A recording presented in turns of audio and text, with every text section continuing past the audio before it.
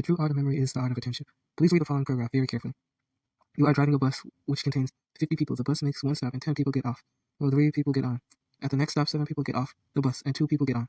There are 2 more stops at which 4 passengers get off each time, and 3 fares get on at one stop, and none at the other. At this point, the bus has to stop because mechanical troubles. Some of the passengers are in a hurry and decide to walk, so 8 people get off the bus. When the mechanical trouble is taken care of, the bus goes to the last stop, and the rest of the people get off. Now, without rereading the paragraph, see if you can answer the 2 questions about it. I feel pretty sure that if I asked you to tell me how many people were left on the bus, or how many get off the bus at the last stop, you would have the answer immediately. However, one of the questions I would to ask is how many stops did the bus make altogether? I may be wrong, but I don't think that many of you can answer this question. The reason, of course, is that you all felt sure that the question I would ask after the read paragraph would pertain to the amount of people. Therefore, you gave your attention to the amount of people that were getting on and off the bus. You were interested in the amount of people. In short, you wanted to know or remember how many people would be left on the bus.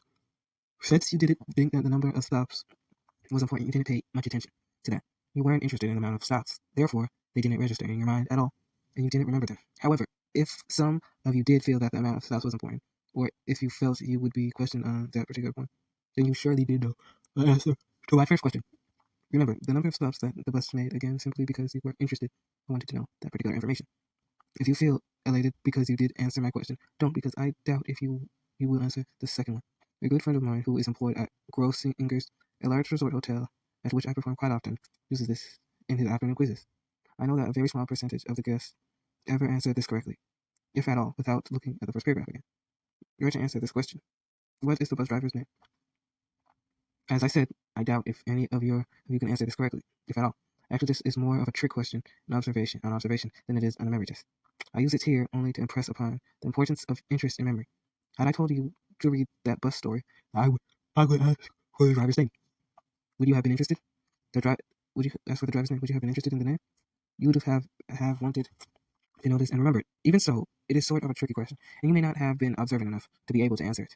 This, indecently, is the principle that many professional magicians have been using for years. It's called misdirection. It simply means that the important move in a trick, the move that is actually the modus operandi, it is kept in the background, or it is covered with another move, one that has nothing to do with the trick, but which you are led to believe is important. Is the important move.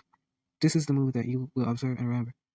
The one that actually works. The trick is not even noticed, and that is why you are completely fooled. Most people, when describing a magician's trick, will make the effect so impossible that if a magician himself were listening, he wouldn't believe it, only because they leave out all the important move in their description. Aside from the box tricks or tricks that mechanically work themselves, magicians would have a tough time fooling their audience if it weren't for the art of misdirection. I misdirected you by making you think I was going to ask about one thing, and then I asked about something you didn't even notice. I guess I kept you in suspense long enough. You probably are anxious to know the answer to my second question. Well, actually, the first word of a paragraph tells you who the driver is. The first word of the paragraph is you. The correct answer to the question is, what is the bus driver's name? Is your name. You were driving the bus. Try this one on your friend and see how few of them can answer correctly. As I've said, this is more of an observation test than a memory test. But memory and observation do go hand in hand. You cannot possibly remember anything you do not observe, and it is extremely difficult to observe or remember anything that you do not want to remember, or that you are not interested in remembering. This, of course, leads to obvious memory rule. If you want to improve your memory immediately, force yourself to want to remember. Force yourself to be interested enough to observe anything you want to remember or retain. I say force yourself because at first a little effort may be necessary. However, in a amazingly short time, you'll find that there is no effort at all required to make yourself want to remember anything. The fact that you are reading this book is your first forward step. You wouldn't be reading it if you didn't want to remember, or if you weren't interested in improving your memory.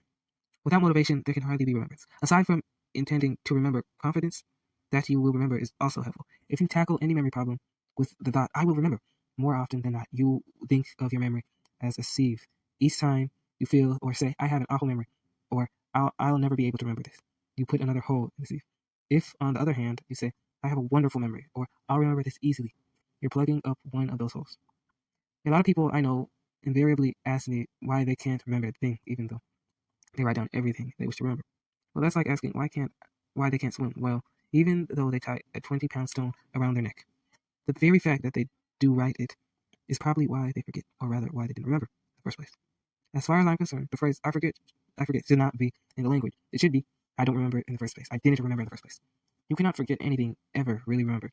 If you were to write things down with the intent of aiding your memory, or with the conscious thought of helping you to be exact with the information, that would be fine. However, using pencil and paper a substitute for memory, which most people do, is certainly not going to improve it. Your handwriting may improve, or the speed of your writing might improve, but your memory will get worse. Don't neglecting non-use, you're neglecting non-use.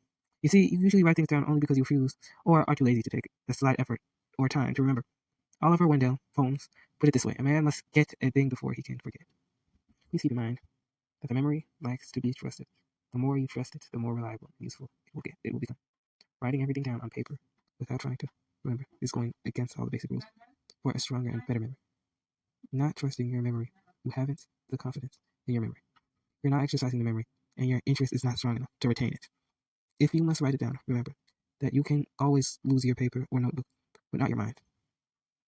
If I may be allowed a small attempt at humor, if you do lose your mind, it doesn't matter much if you remember it or not, does it? Seriously, if you are interested in memory, if you have confidence that you will remember, you have no need to write anything down. How many parents continue to complain that their children have terrible memories because they can't remember their schoolwork and consequently get poor marks?